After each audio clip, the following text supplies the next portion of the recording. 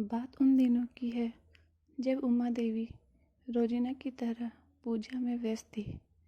तभी वृद्धाश्रम का कार्मिक वहां आया और बोला, उमा देवी जी, आपसे मिलने कोई युवक आया है। मैं उसे ऑफिस में बिठा कर आया हूँ। पूजा करके आप आज जाइएगा। कार्मिक तो कहकर चला गया, पर उमा देवी का मन पूजा से भंग हो गया। उमा देवी सोच में पड़ गई कि आखिर कौन है मेरा अपना जो मुझसे मिलने आया है। इस आश्रम के अलावा तो कोई नहीं है मेरा। आज 10 साल हो गए इस आश्रम में। यहाँ का तो पत्थर भी मुझे अलग से जानता है। मेरे भगवान और मेरे इस आश्रम के अलावा इस दुनिया में कौन है मेरा अपना। इस अपनेपन को लेकर दिमाग में सवाल पर सवाल खड़े हो गए। ये वर्षों में तो अतीत की यादें भी इतनी धुंधली हो गई कि किसी परिचित के चेहरे भी नजर नहीं आ रहे थे। थोड़ा और दिमाग पर जोर डाला तो बेटा, बहू और नन्हे पोते का धुंधला सा चेहरा नजर आया। वह बेटा जिसको पति के निधन के बाद छोटी सी उम्र में बड़ी मुश्किल से पाला था।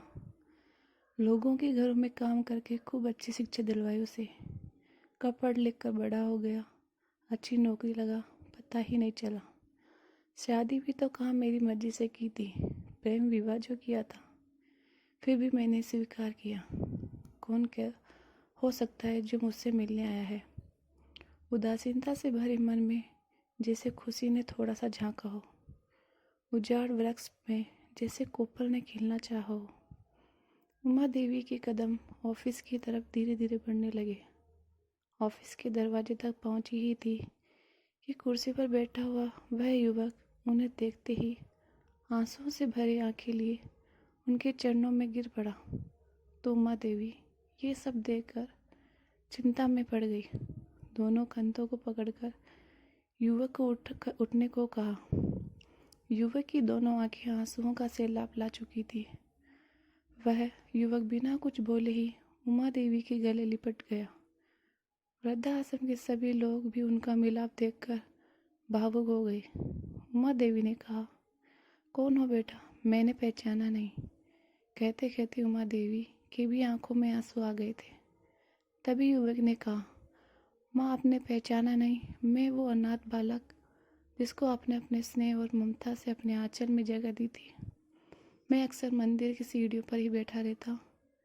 कई लोग खाना पीना दे जाते, जिन्हें खाकर मैं वहीं सो जाता।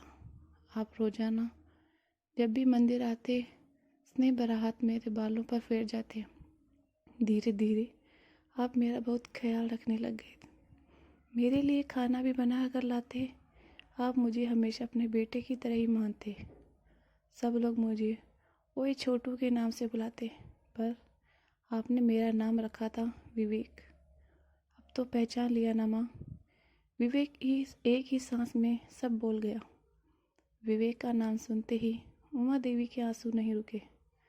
रूंधे गले से बोली, अरे विवेक बेटा, तुम इतने बड़े हो गए, मैं तो पहचाना ही नहीं सकी तुम्हें। कहाँ चले गए थे तुम इतने साल? कितना याद करते हो तुझको विवेक। विवेक ने कहा, जब आप मुझे अपने घर रहने को ले गए थे तो आपके बेटे और बहू को ये पसंद नहीं आया था। वो कितना लड़ते थे आपसे। मुझे आपका ये दुख देखा नहीं जाता था कि मेरी वजह से आपको कोई परेशानी हो, इसलिए मैं घर से चला गया और एक अनाथालय में शरण मिल गई थी। वहीं रहकर आपकी प्रेरणा से मैंने पूरा ध्यान पढ़ाई में लगाया और आज एक अच्छी नौकरी पर हूँ। मेरी शादी हो गई, एक बच्चा भी है, एक प्यारा सा छोटा सा घर भी है। बस उस घर में आपकी कमी है। मैंने आपको बहुत तलाश किया। आपका घर तो आपका बेटा बेच कर चला गया, पता नहीं कहाँ।